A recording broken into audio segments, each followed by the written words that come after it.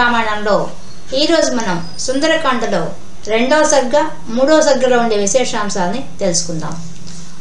ఇంకా లంకిని ఇచ్చిన సూచన ప్రకారంగా ఆంజనేయ స్వామి ఆ లంకా నగరంలోకి సూక్ష్మ రూపంతో ప్రవేశించాడు. అంతటా అమ్మవారి గురించి వెతికాడు. ఎక్కడ వెతికినా అమ్మవారు కనిపించలేదు. కానీ అప్పుడు గుర్తుకు వచ్చింది ఆయనకి. ఏమని? లంకిని చెప్పింది కదా, అశోకవనంలో ఉన్న అధిశింసుప వృక్షం కింద ఉంది అని చెప్పింది కదా. అవంతా గుర్తుకు వచ్చాయి ఆయనకి. గుర్తుకు వచ్చి వెంటనే ఆ రావణాసురుడి యొక్క అంతఃపురాన్ని దాటి అశోకవనంలోకి అడుగుపెట్టాడు. అడుగుపెట్టి అన్ని వృక్షాలను చూసుకుంటూ లోపలికి పోతున్నాడు. అక్కడ ఆయన పెద్ద ప్రాసాదం, మణులతో చేసిన ప్రాసాదం కనిపించింది. అక్కడ పల వృక్షాలని చాలా దండిగా ఉన్నాయి. అవంతా చూశాడు. ఆ వనం అంతా చూశాడు ఆయన. స్వభాయమానంగా ఉన్నట ఆ వనం. అక్కడంతా వెతుకుతూ పోతే అప్పుడు ఆయనకి ఆ శింసుప వృక్షం, దాని కింద రాక్షస స్త్రీల మధ్యలో ఆ సీతామాత కూర్చొని ఉండి ఆమె ఎలా ఉందంటే దుఃఖంతో ఉంది. రామ రామ అంటోంది. ఆమె ఒక్క జడ వేసుకో ఉంది. పైగా ఆమె మలిన వస్త్రాన్ని ధరించి ఉంది. అది చూసిన తర్వాత కానీ ఆమెలో దివ్య తేజస్సు కనపడుతోంది. అది చూసి ఈమెయే సీత, నేను కృతార్థుడనైతిని అని ఆయన సంతోషపడ్డాడు. అనుకుంటూ ఉండగానే ఇంతలో ఆయన చెట్టు మీద కూర్చోన్నాడు, శింసుప వృక్షం మీద కూర్చోన్నాడు. ఆకుల మాటను కూర్చోన్నాడు, గుబురుగా ఉన్న ఆకుల దగ్గర.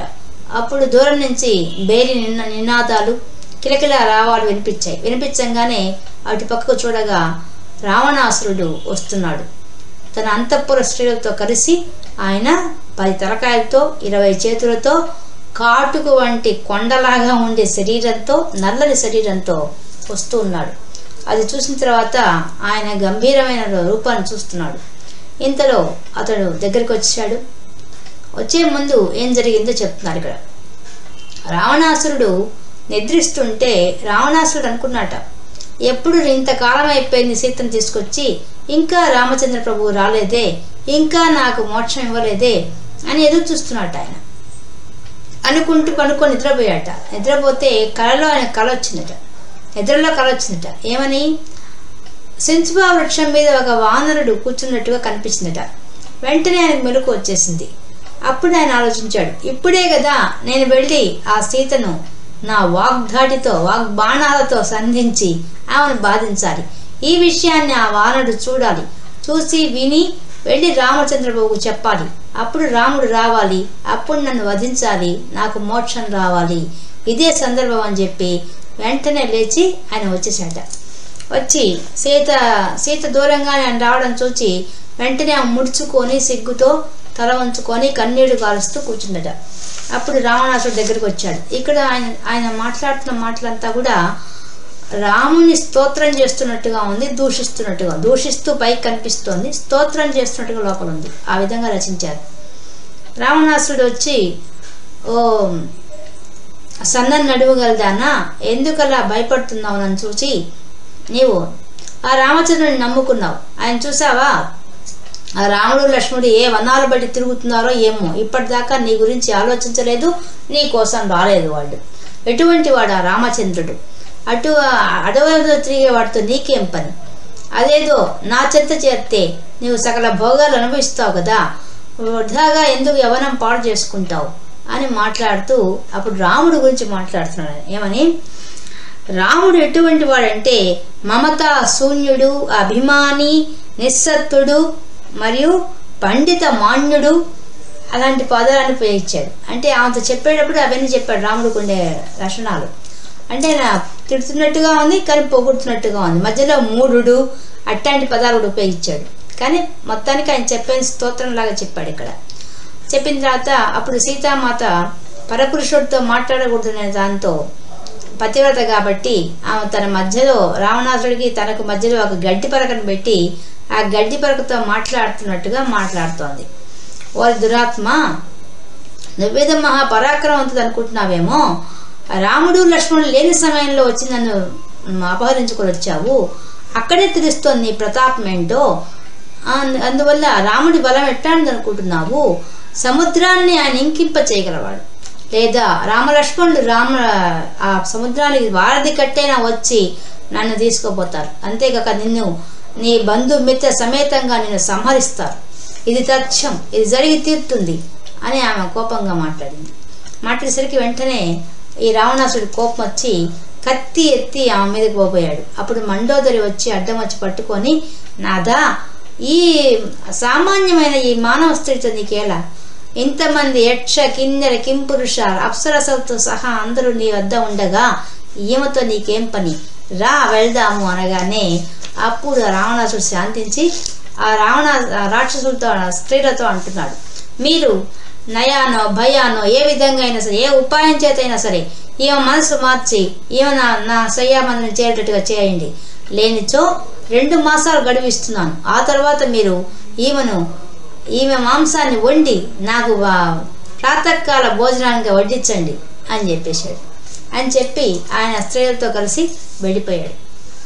వెళ్ళిపోయేసరికి ఆ రాక్షస స్త్రీలంతా వచ్చి అంటున్నారు, ఓ సీత, ఎందుకు ఈ విధంగా చేస్తున్నావు? నీవు నీ యవనమంతా వ్యర్థం చేసుకుంటున్నావు, కాలయాపన చేస్తున్నావు. ఆ రాముడు వచ్చేది కాదు, పెట్టేది కాదు. నీవు హాయిగా ఈ రావణాసురుని చేరితే నువ్వు సుఖాలు అనుభవిస్తావు, భోగాలు అనుభవిస్తావు. అంతేకాదు ఆయన దగ్గర ఉండే యక్ష రాక్షస కిన్నెర వాళ్ళందరూ కూడా నీకు దాసోహం అంటారు లేదని చెప్పి ముందు నయాన్ని చెప్పారు. తర్వాత ఇప్పుడు కానీ వినకపోయామంటే నిన్ను పీక్కు తినేస్తాము, నిన్ను రావణాసురుడికి ఆహారంగా చేసేస్తామని భయంకరంగా మాట్లాడుతున్నారు వాళ్ళు.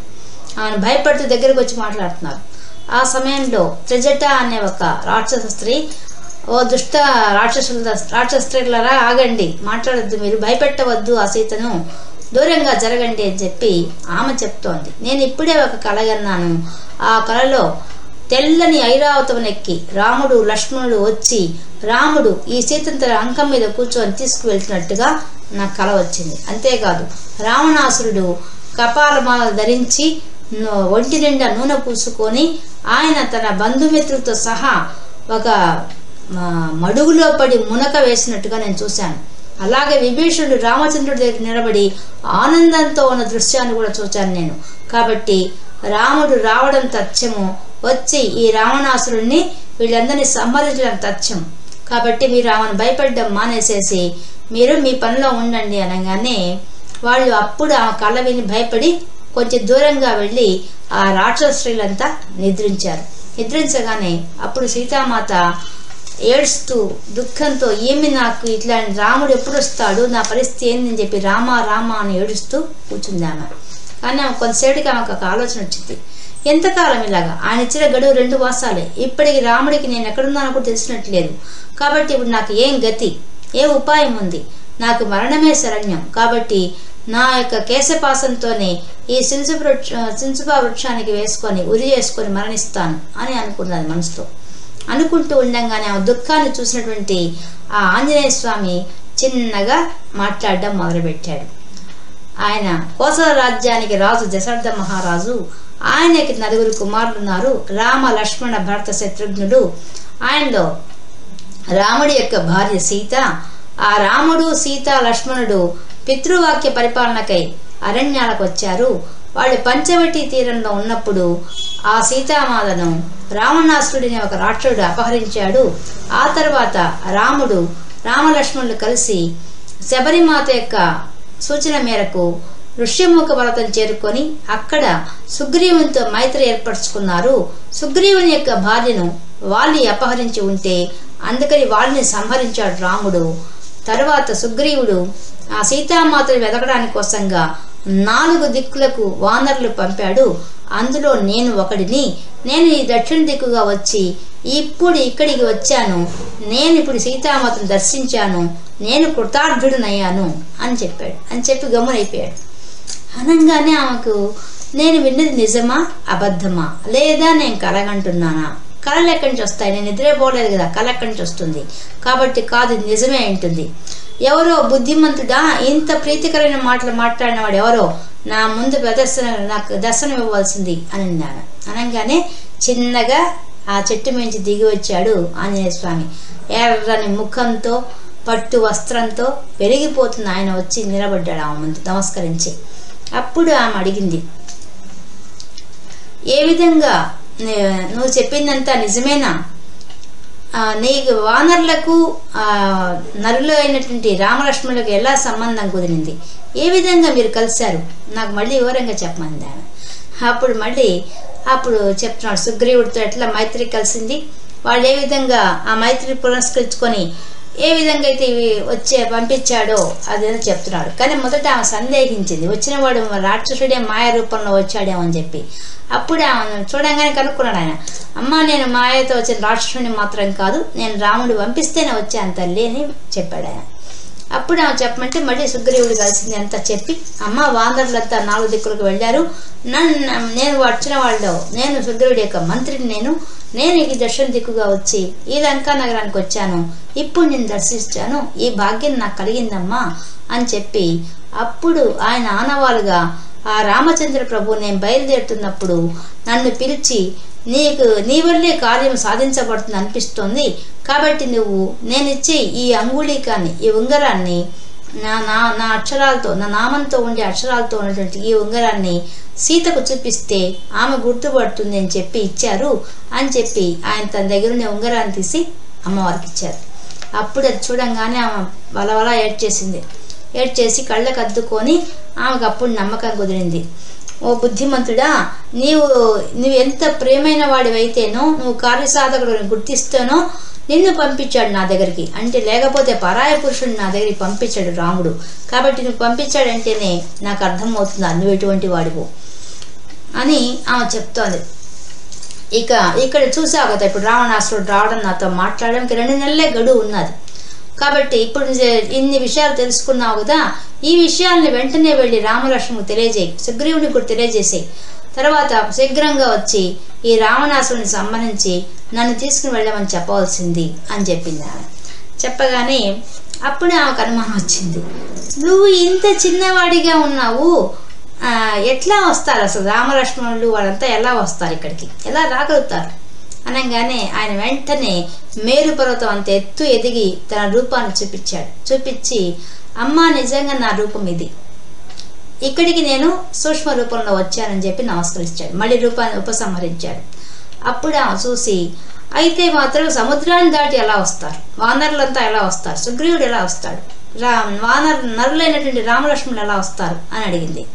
అప్పుడు ఆయన ఒక మాట చెప్పాడు, అమ్మ నా భుజం మీద ఎక్కించుకొని నేను రామలక్ష్మణుని తీసుకొని ఇక్కడికి వస్తాను, అలాగే సుగ్రీవాదులు వాళ్ళు చాలా గొప్ప వీరులమ్మా, వాళ్ళు కూడా ఆకాశ మార్గాన్ని ఎగిరి రాగ శక్తి గల వాళ్ళు, అందరూ వస్తారు తల్లి అని ఆమెకు ధైర్యం చెప్పాడు. క్షణములో దాటి వస్తారు ఈ సముద్రాన్ని అని చెప్పాడు. తర్వాత, అమ్మ ఇప్పుడు నీ గుర్తుగా నేను రామచంద్ర ప్రభుకి ఏమి ఇవ్వాలో ఏదైనా ఇస్తావా అని అడుగుతాడు. అప్పుడు ఆమె తన జడలో ఉన్నటువంటి చూడామణిని తీసి ఆయనకి ఇచ్చి, ఇది చూపిస్తే నా రామచంద్రుడు గుర్తిస్తాడు అని చెప్పి, ఇంకొక విషయం కూడా నీకు చెప్పాలి, ఇది నాకు రాముడికి మాత్రమే తెలిసిన విషయము, ఇది నీకు చెప్తాను విను. ఒకసారి నేను రామచంద్ర ప్రభువు చిత్రకూట పర్వతం మీద వ్యవహరిస్తూ ఉండగా రామచంద్ర ప్రభువుకు నిద్ర వస్తే నా ఒళ్ళో పడుకోబెట్టుకున్నాను, నిద్రపోతున్నాడు. ఆ సమయంలో ఒక కాకి, ఇంద్రుని కుమారుడిన ఒకడు కాకి రూపంలో వచ్చి మాంసం కోసంగా నన్ను పొడిచి నాకు రక్తం వచ్చింది. అప్పుడు నిద్రలో ఉన్న రామచంద్ర ప్రభు నిద్ర లేచి ఆ రక్త బొట్లు పడ్డం వల్ల లేచాడు. ఆయన లేచి చూసేసరికి ఆ కాకి చేసిన పని తెలుసుకొని వెంటనే రామచంద్ర ప్రభు కోపం వచ్చి ఒక గడ్డి పరకను తీసుకొని దాన్ని అభిమంత్రించి ఆ కాకి మీదకి వదిలాడు. ఆ కాకి బ్రహ్మాది దేవతల దగ్గరికంతా వెళ్ళింది తప్పించుకోవడం కోసంగా, కానీ ఆ గడ్డి పరక నుంచి తప్పించుకోలేకపోయింది. అప్పుడు మళ్ళీ రామచంద్రుడి పాదాల దగ్గరకు వచ్చి శరణు వేడింది ఆ కాకి. అప్పుడు రామచంద్ర ప్రభు, ఈ యొక్క నేను ఇచ్చిన అస్త్రము మళ్ళీ తిరిగి తీసుకోలేను, దానివల్ల నీ శరీరంలో ఏదో ఒక భాగాన్ని నష్టం కలిగిస్తేనే నన్ను చేరుకుంటుంది అనగానే అప్పుడు ఆ కాకి తన ఎడమకను సమర్పించింది. ఈ విధంగా జరిగింది ఈ కథ నాకు రామచంద్ర ప్రభు తప్ప ఇంకెవరికి తెలియదు, కాబట్టి ఈ విషయాన్ని కూడా నువ్వు చెప్తే రామచంద్ర ప్రభు గుర్తిస్తాడు నన్ను అని చెప్పి, చూచావు కదా ఇలా రాక్షసులతో కూడిన ఈ లంకనంతా చూసావు కదా, కాబట్టి ఈ విషయాలను చెప్పి రామలక్ష్మణుని వెంటనే వచ్చి ఈ రావణాసుని సంబంధించి నన్ను తీసుకెళ్ళమని చెప్పవలసింది అని చెప్పింది. చెప్పిన తర్వాత అప్పుడు ఆ ఆంజనేయ స్వామి చెప్తున్నాడు, ఆమెకు నమస్కరించి, అమ్మా నేను ఇప్పుడు మిమ్మల్ని చూసిన తర్వాత నాకు చాలా ఆనందం అయిపోయింది, కాబట్టి మీరు నాకు అనుజ్ఞ ఇస్తే నేను బయలుదేరే ముందు నేను ఆకలి తీర్చుకుంటాను, పండ్లు తింటాను ఇక్కడ అశోకవనంలో నుండి తినమని చెప్తుంది. అప్పుడు ఆయన అక్కడ పండు తిని అప్పుడు బయలుదేరబోతూ ఆయనకు ఒక అనుమానం వస్తుంది. రామకార్యంగా వచ్చిన వాడిని ఊరికే వచ్చి వెళ్ళిపోతే ఏముంది, దూతగా చేయాల్సిన పని చెయ్యాలి కదా.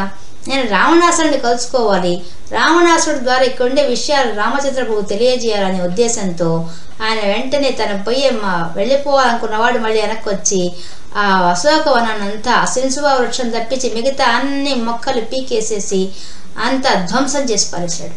ఇంకా చైత్య ప్రసాదం ఎక్కి కూర్చునేసరికి రాక్షస స్త్రీలంతా వచ్చి సీతను అడిగారు, ఎవరు అతను, నీతో మాట్లాడుతున్నాడు ఇందాక, ఇప్పుడు అంతటా వనాన్నంతా పాడు చేస్తున్నాడు, ఎవరు అతను అని చెప్పగానే వానరుడు ఎవరు అని అడుగుతారు. అప్పుడు సీత, రాక్షస మాయలు మీకే తెలుస్తాయి, నాకేం తెలుసు అంటుంది. అప్పుడు ఆ రాక్షస స్త్రీలంతా వెంటనే వెళ్ళి రావణాసుడికి చెప్తారు. ఈ విధంగా ఒక వానరుడు ఆ అశోకవనంలో ప్రవేశించి ఆ అశోకవనాన్ని ధ్వంసం చేసేస్తున్నాడు, మీరు అక్కడున్న కాపలా ఉన్న రాక్షసులను సంహరించేశాడు, కాబట్టి వెంటనే మీరు సైన్యాన్ని పంపించమండి అనగానే ఆయన 10 లక్షల మంది రాక్షస వీరులు పంపించాడు. అంటే వాళ్ళని చూడంగానే ఒక సింహనాదం చేసి ఆంజనేయ స్వామి భీభత్సంగా కొన్ని చెట్లతో ఆ ప్రాసాదానికి ఉండేటువంటి స్తంభాలు ఎత్తి వాళ్ళని కొట్టి సంహరించేశాడు.